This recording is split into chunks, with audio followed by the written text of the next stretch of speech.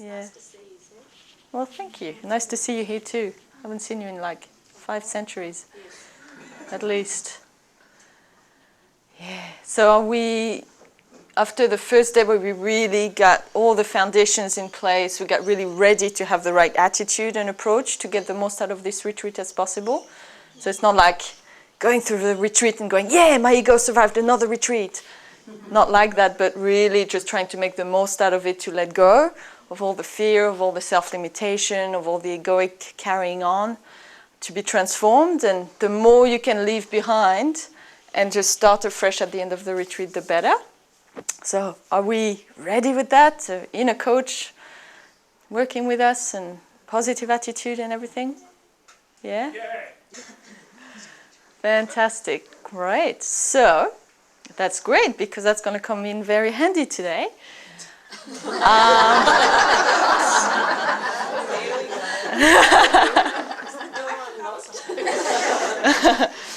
There is an energetic lock on the door. Today I'm going to talk to you about your commitment to mediocrity and how we can start shifting that to more of a commitment to excellence. Now, some people here might go, oh, commitment to mediocrity. I don't want to be mediocre. I'm not committed to that. I want to be happy. I want to have the best life I can. I want to be the best I can. And that's true. I mean, you wouldn't be here if that wasn't the case. You wouldn't be here working on yourself at a retreat, trying to bust out of your fear patterns and really learn a lot more about how you can be your best, how you can be more love, all of this, if you did not have at least part of you committed to being your best and being in mastery, right? Yeah. So I'd really like you to really feel into that part of you that is here, not because, oh, it's the cool thing to do, or because if I don't come to Wesak, Michael's going to think I'm giving up, or God knows what, can be playing out in strange people's heads. But the part of you that's really here with that desire, that burning desire to get over yourselves and to really just discover more about your greater potential and how fantastic you can be, not just in terms of spiritual achievements, but in your work, in your relationships, with your physical body, and how you embrace earthly life with your physical, with your emotions, how you relate with your own emotional body, with your thoughts, and how you can be your best in terms of how you use your mind. Remember, you are not your mind. The mind is a tool that you use.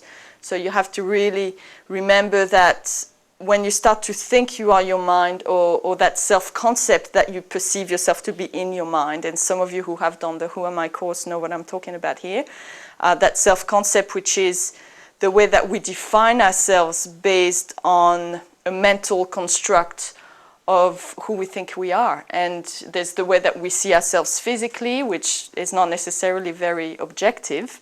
We've, all met people who go, oh, I'm so fat, and they're about like this, or, oh my God, I'm so ugly, and then really not, or God knows what strange distortions people can come up with. And then obviously there is being your best spiritually.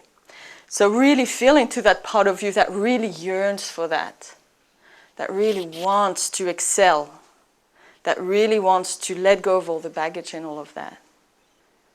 And reinforce that. By focusing on it, put some energy into that and identify with that.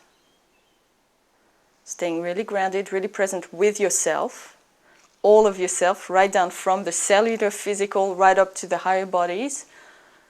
It's not about going out or going in, it's about stretching to embrace the whole of you, expanding, taking it all into one embrace. And while you identify with that, really feeling like, yes, I want it, yes, I will, I choose it, therefore I will be it. I choose it, therefore I am it. That's the power that you have. You choose who you are, you choose who you become, you choose how you live your life, and you choose what you put energy and focus into and what you withdraw energy and focus from.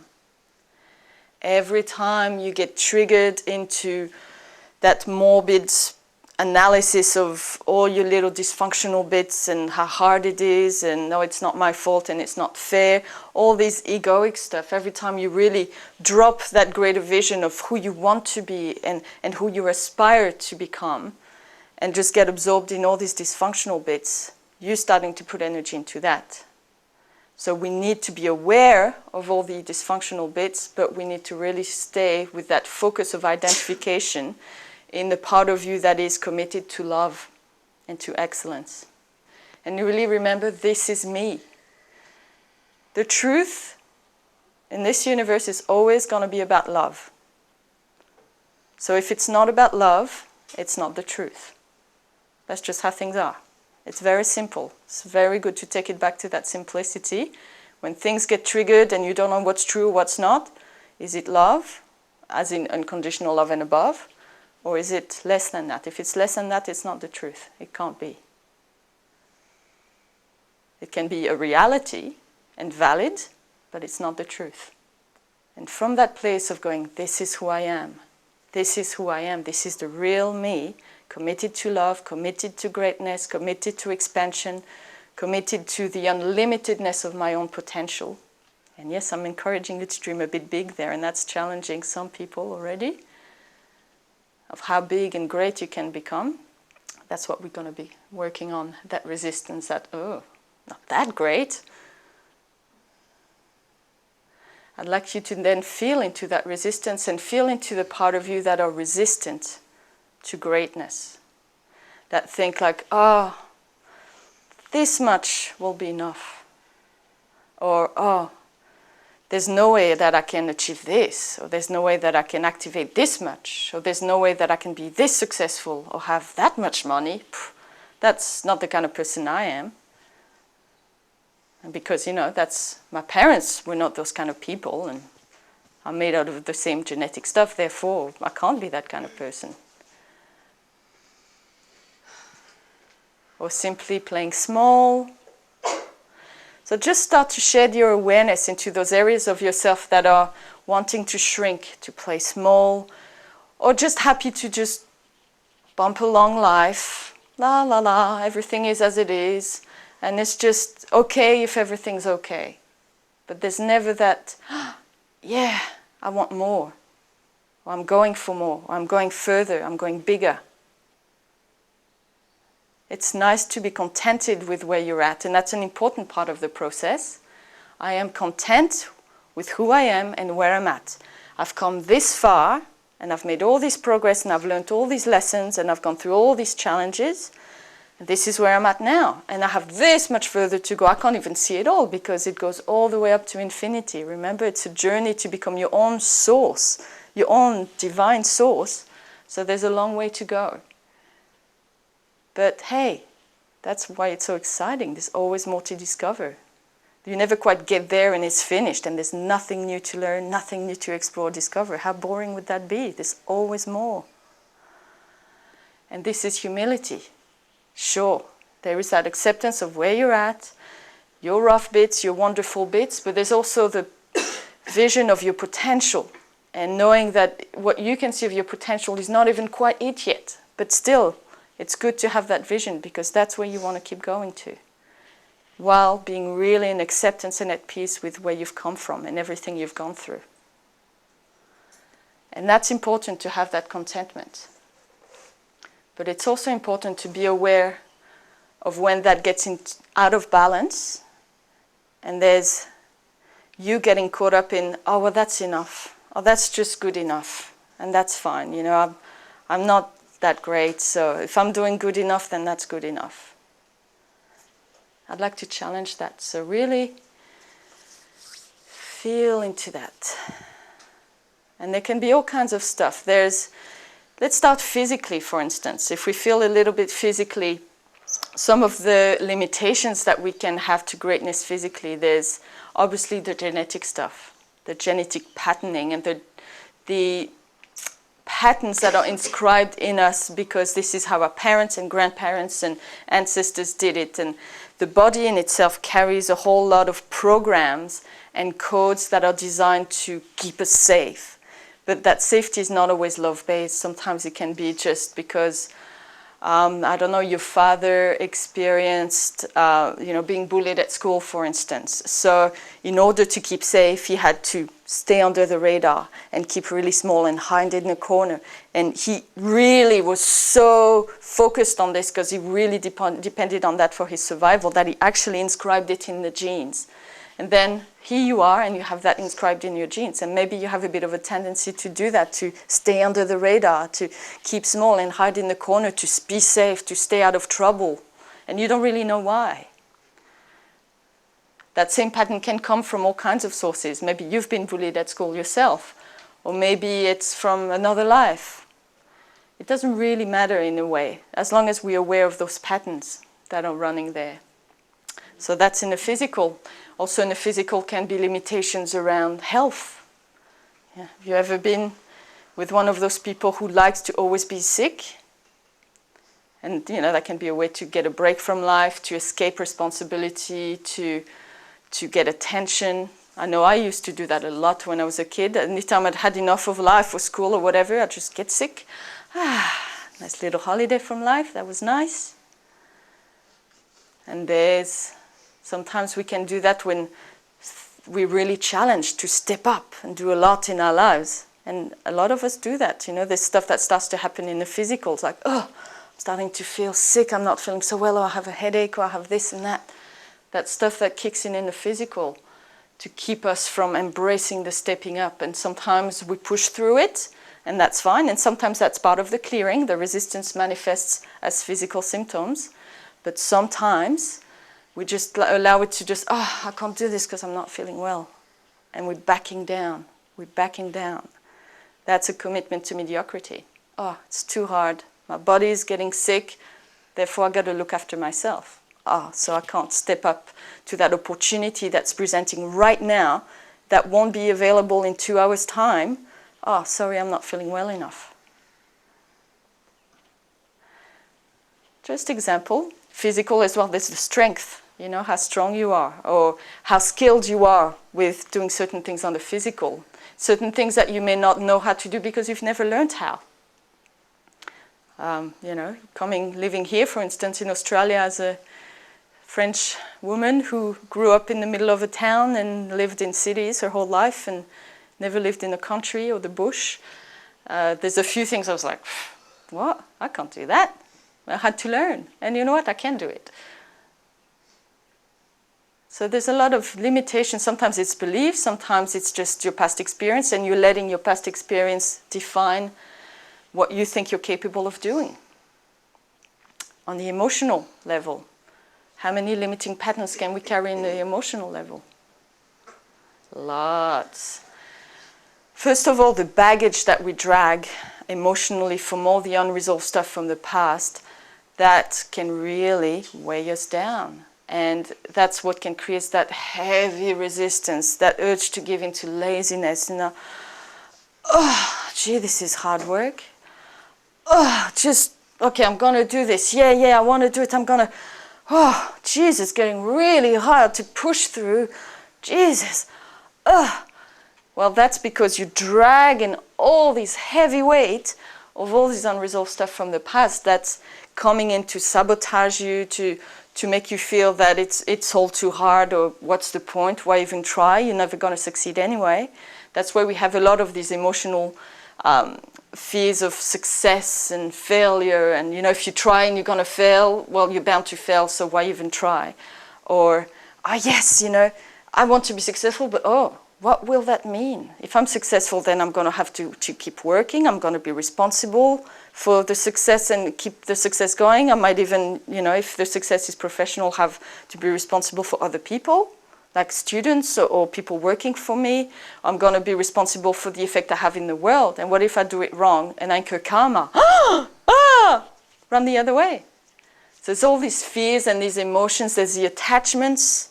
There's the agendas and expectations that can come from emotional stuff. There's the low self-esteem. If you don't really feel up to the task, there can be a lot of emotions triggered there to be excellent because you don't feel worthy of it. You don't feel you belong with the excellent crowd. You don't feel that you have a right to be shining in your own uniqueness, because your own uniqueness is really not that pretty. And you don't feel self-determining because you're very disempowered. You feel less than. You've handed your power over to God, the universe, other people, your parents, your siblings, your boss, anyone. It can be so much on the emotional level that gets in the way of you just going, I can be excellent and huge and glowing. And there can be that depression as well that kicks in sometimes. That sense of that learned helplessness. Any of you have watched that video on YouTube from Michael, the depressive disorder? Yeah, great. So those who haven't, after the retreat, it'll be a good thing to watch, where it explains a lot more about depression. Used to be called learned helplessness in the past, because it is a lot about feeling helpless, feeling out of control, feeling like you don't have control over yourself, your life, your emotions, your choices. It's very depressing. I mean, just talking about it, I get depressed. But it's obviously an illusion. But, you know, it's often how it starts to develop. You just feel like helpless and powerless. And so a lot of that can be dragging around the emotional level as well. And that's all about victim consciousness. And it's all about being afraid to stand up in your own uniqueness and self-determination, your worthiness, all of that. And just to belong with yourself first. And then see what that resonates with in the world. Belonging is an interesting one, because you do need to belong with yourself. And when I say yourself, I don't mean your ego. I mean the true self, the spirit self. And through belonging with your own spirit self, with you as the spirit self, you belong with spirit. And once you have that in place, naturally you will be attracted to what you belong with in the world. Belonging is not about belonging with just anyone and anything. Of course, you need to belong with yourself, with spirit, and with the planet, because you're on the planet. You're part of the human race. So if you don't feel you belong, then you have a bit of denial running. But that needs to be in place. But then you don't necessarily need to belong with the drug addicts crowd or with the murderer crowd. That's not something you want to belong with. So the belonging has to be something that follows the laws of magnetic attraction. You will naturally belong with what you naturally belong with if you allow yourself to be who you really are and belong with your true self. Does that make sense? Yeah? So once you really belong with your true self, then magnetically you'll be attracted with those people and those projects and those ideals and those potential futures that you resonate with. So all of that needs to be in place. And part of embracing excellence and greatness is about letting go of all the places where you've compromised yourself, played small, distorted who you really are, hidden, in order to belong with something that you don't actually naturally belong with or belong to. That's part of it. On the mental level, the inner critic, the inner coach, the inner critic will always run you down, keep you from doing stuff just in case it goes wrong or because you're not good enough. The inner coach will always support you to have a go, to learn, to take the next step, to grow bigger. So that's why that dynamic between the inner critic and the inner coach is so important. And you've talked about that yesterday. And then on the spiritual level, there are some in the group that not particularly perceive themselves as very spiritual people. Funny enough, I know. We had a spiritual retreat, but you'd be surprised. It's like, oh yeah, sure, you know, I'm using this more to get my life sorted, you know, get my life in order, be the best person I can be, and that's wonderful. It's so important, because there's also a lot of people in this room who want to be the great spiritual being, but avoiding the life on the ground, the down-to-earth stuff. They want to be the greatest spirit they can be so they can escape the human being that they can be.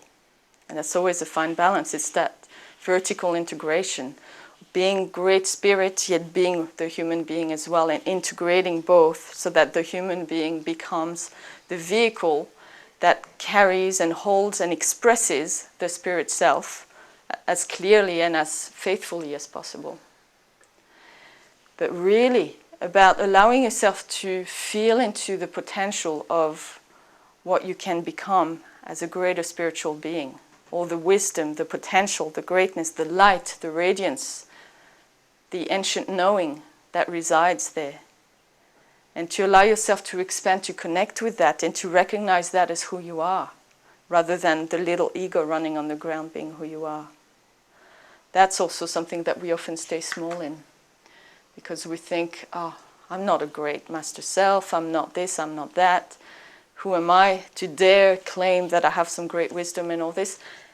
And there does need to be some discernment there. That's true. Because there is a lot of people out there already that haven't necessarily worked on getting the vessel, the vehicle really clear, so that the translation of what comes from higher level is done with clarity and faithfully. And there's a lot of people who like to make grand claims about being this or that and some great being and having all the wisdom of the universe right at the fingertips. But that's not necessarily the case. So it's not about imagining that you're, the second coming or anything like that. But it's certainly about realizing that there's a lot more to you than you have allowed yourself to be. And there's a lot more wisdom that's accessible to you. And it's not like it's your wisdom, like I own this wisdom and I own this knowing. I have trademarked it with the local god authority. It's not like that. It's the knowing that flows out through spiritual intelligence, through the whole universe. You can access that. You can become one with that. And to allow yourself to grow into that takes a lot of letting go of your commitment to mediocrity, your commitment to playing small, your commitment to just being a little human on planet Earth and nothing more. Yet having the balance of being all that and being real and grounded as a human being. Is that making sense to everyone? Yeah? So really, what we need to do, now that we have a better idea of what we're going to work with and on all the different levels, I'd like us to have a little group discussion on what's coming up for you there on different levels. Examples, and feeling into this. The whole time that we're discussing, if anything anyone says brings up something for you, run the process. You feel it, you acknowledge it's there. Don't go like, oh no, I'm playing small there. Quick, hide that. Don't do that. Just face and go, oh yeah, I'm afraid of success. Or, oh my God, I never thought I could be successful at business because my parents always said that I'm not smart enough or something. And I've taken that on board and I didn't even realize.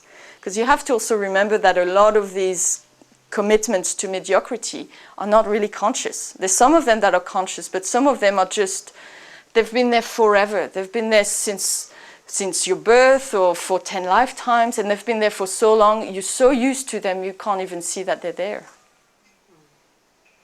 So what we're going to do is really open ourselves up during a little group discussion here to really start becoming conscious of all these things that we've taken for granted. Well, that's just how I am, that's just how my life is, or that's just what I'm capable of, that's just how smart I am, or how fast I am, or how strong I am, or how messed up I am, or how much baggage I carry, or how great and spiritual I am, or I'm not. All of these things, let's just let them be seen and acknowledged so that you can process them and release them. You got to face them, you got to acknowledge them, you got to be okay with them. You have to remember and understand that you've installed these things or taken them on board from other people sometimes because that's what you needed to do to be able to survive, whether survive physically or emotionally or mentally, to be able to belong with your family, for instance, or because sometimes you do that because of a false sense of guilt or debt to pay. It's like, if I stay small, then I won't commit the same mistake I did 500 years ago in that particular life. Sometimes we stay small to try to prevent us from messing up again. And that's just ridiculous, because if you break, like you have a plate full of food and you break it on the floor and make a mess everywhere and go, no, why did I do that? Are you then going to just leave it there and go hide in a corner and just never use a plate again? You're not. What you're going to do is just clean it up and have another go at having dinner again. Isn't it? So it's the same thing, when you mess up, whatever scale that was on, running away and hiding and playing small and pretending that, you know, that the plates doesn't even exist anymore because you can't even allow yourself to think about it, that's not going to help in any way. What you want to do is stay big and stay in charge, clean up the mess, and have another go and do it better this time. Hang on to your plate a bit tighter. That means that the only way really that you can clean up the mess that you've made for any kind of sense of failure that you have from the past, whether in this life or another, the only way to do that is to be the best you can be.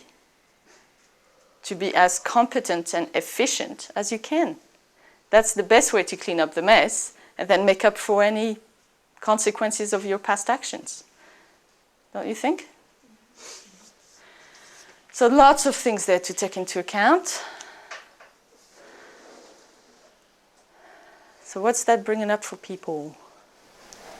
See a whole lot of limitations I put on myself at school and what I took on from other people and my parents.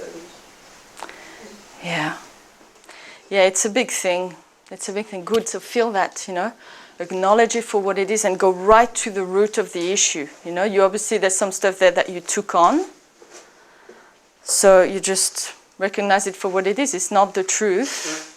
It's just, but it's valid. So you got to feel it, go right to the very core of those issues and just run the process. Acknowledge what's there. Nothing wrong with it all. It just doesn't have to drag along with you for the rest of your life. That's all. You have the power to let it go because you are good enough. You just have to choose to be good enough, and there you are. You're good enough. But you got to feel those feelings and release them. Very important. See, mediocrity, I'll just clear up something here. Mediocrity, the way I define it, it's not about comparing with other people. It's like, oh, well, I'm not that bum on the beach who, you know, drinks all day long and, you know, beats up stray cats or whatever. So I'm pretty good, you know, really. I'm not that mediocre. Or, oh, I'm not, you know, the greatest king of the world, spiritual master that's ever lived. Oh, I'm crap. You know, mediocrity is not something to me that is about comparing yourself to other people.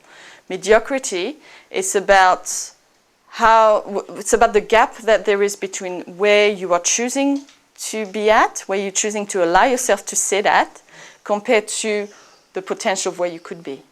So it's really with yourself. That excellence and mediocrity is like feel into that potential for excellence and greatness in you and look at where you're at in comparison. And all of that is choices that you're making. It's what you're choosing to believe about yourself. It's how you're choosing to feel about yourself, how you're choosing to carry out your degree of excellence or non-excellence in your life. So really, it's bringing it back to the self. So a lot of people out there in the world are committed to not standing out too much, not being too much taller than the rest of the crowd. And for a lot of us, our parents were kind of like this. They wanted us to excel to a degree so that we could live comfortably, maybe have, you know, the wife or the husband, the kids and the dog, maybe have a job where we make enough money, whatever their idea of success was. Certainly parents do want that for their children, but their definition of success can be so limited, and they don't know it because they don't even realize their own commitment to mediocrity. You know, they really, I want my kids to succeed, and because I failed at making a lot of money, I want my kid to make a lot of money so they don't have to worry about money for the rest of their life. And that's lovely. That's lovely that they want that for you, but it's such a limited perception of what your unique potential can be, and it's also such a projection of their own issues and their own shortcomings onto the children. It's like, I didn't have this and I wish I had, so I'm going to want that for my children. But if my children want to make different choices and perceive that success is about great spiritual achievement or having a healthy relationship rather than a career, and they're choosing to be a stay-at-home mom, for instance, instead of being a career woman, then I'm going to have issues with that because that's not how I perceive success, and that's not right. You know, my children are going to be unhappy if they do that because that's what I did and I'm unhappy. So there's a lot of complicated dynamics there. So you have to really also disentangle what's been put onto you as a definition of success that you are limiting yourself by. Because there is a lot of that people that either project stuff onto you because that's what they perceive is important for survival. Like, you got to stay small because if you get noticed, you get picked on. So they actually teach you, whether consciously or unconsciously, to stay small because they perceive that to be a good thing. Best of intentions. The best of intentions. You know, they maybe tell you, oh, well, don't even have a go at business because, you know, our family's always been crap with business. You know, we're unlucky or something. So you can't really have a go at anything because you're doomed to fail. And that can run really strongly. Or it can be other kids at school, you know, that sometimes out of jealousy or, you know, because many of you have a bit of a different energy to most people on the planet. You're a bit more sensitive maybe you carry a bit more light, or you just have a different kind of energy, and some people just can't cope with that. So there's, as often happens, when they don't understand what's going on, they attack it, they judge it, they put it down. So you have to remember all that stuff that's been told to you, that's been put onto you about you being less than, or not good enough, or not smart enough, or not fast enough, whatever it is, or not spiritual, you got to let it go. But first, you got to really see where that's running in you without you even noticing, because you've identified with it. You've made it part of your self-concept, part of who you think you are. I've been going to age. The age thing, that's a big one, yeah. Which I've sort of tapped into, you know, before, but really just feeling how I've done that. That reaching a certain age, then that's it, you know, so becoming that coming to mediocrity through that. Because I reached a certain age, therefore success is past. The time to be successful has passed. If you've not done it by the time you're 30, you messed up. What's the point? Yeah. That's what I'm buying into. Yeah. That's a Breaking very... I can feel it through all of those ways. Yeah. Age. That's a very, very common one. It's like, oh, I'm over the hill, I might as well give up now and just wait to die. What? Actually, I heard someone say, it was on telly the other day, it was about the music industry, it's like, if you're over 21, you're dead. But this is a bit of a reflection of the society we live in, you know. It might not be 21, but it's kind of like if you're over 30 and you haven't made it, well, it starts to be a bit, yeah.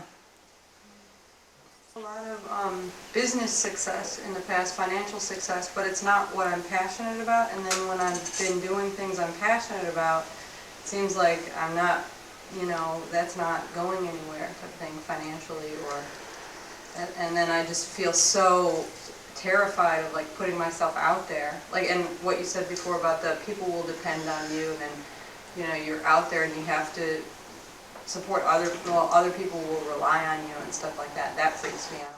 Yeah. So what's happening? Why is that freaking you out? Can you feel into what's going on there? What's the fear about exactly?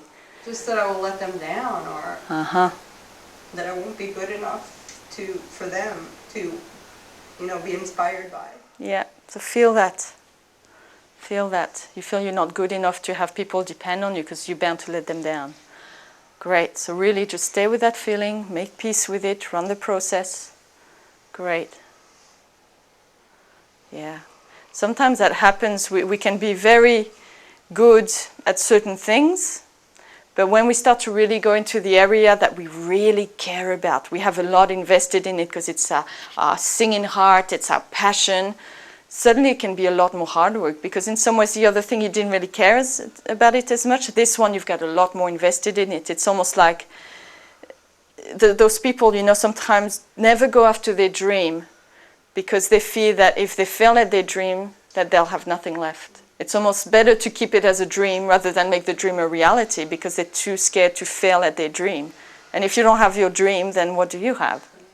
Well, actually, the answer is another dream, because it never stops. It keeps coming. But that's a very common one. You know, it's better to just aspire to this thing that's never going to happen, but at least you've got something to aspire to rather than have a go at making it a reality. Because if you lose that, then what the? And that's, you know, certain people, like celebrities, you know, you have some celebrities that commit suicide and so on because they went for their dreams to be an actor, a singer, whatever, and then they get there and either it wasn't what they expected or they have nowhere else to go from there.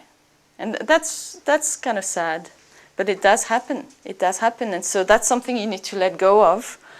That perception that you're bound to fail, first of all. So any worthiness issue or any fear of consequences, whatever's running there that needs to be let go of. And often it would be either something you've taken on, whether from genetics or from significant others, or it's something that you're hanging on from the past because you failed once or twice in the past, therefore you've made it a rule that you're bound to fail forevermore. And that's just silly. If you failed twice in the past, what actually it means is that you're more likely to succeed because you've worked out 2 ways not to do it. So that's 2 ways less to mess up that you had before.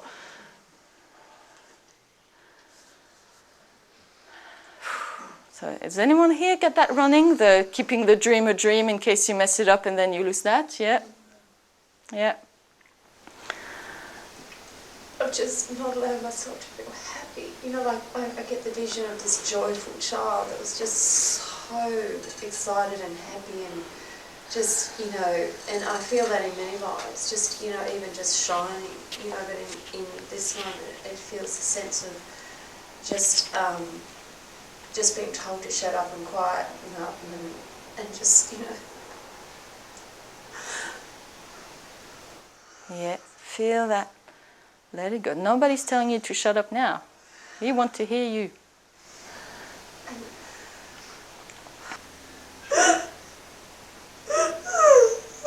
Okay. Stay connected, as aligned and centered. Move the feelings through, acknowledge them for what they are, acknowledge all that's there, and also acknowledge that you can let it go. It does not have to define you anymore. Whatever's happened, that can be removed. That shackle to shut you down, remove it. You need to do that for yourself. No one else is going to do it. Because you're in charge of yourself now and your voice. Yeah. I've often, in moments, it's growing, in moments now I can start to feel more humour coming out, which is really unique for me. And yeah. I remember a time when I had it all the time, you know. And, but yeah, just really feeling that. Great. So feel it and keep letting go. For you, that's going to be the big step, is to keep letting go of all this, to remember to disidentify with it. Yeah. You feel it and it's yours, but it's not who you are. No. And it does not have to define you. So keep feeling through all of this, all the different layers, because there's a lot there. Yeah. That thing that clamps you down, makes you feel miserable, makes you feel guilty, and that you can't speak, you can't shine.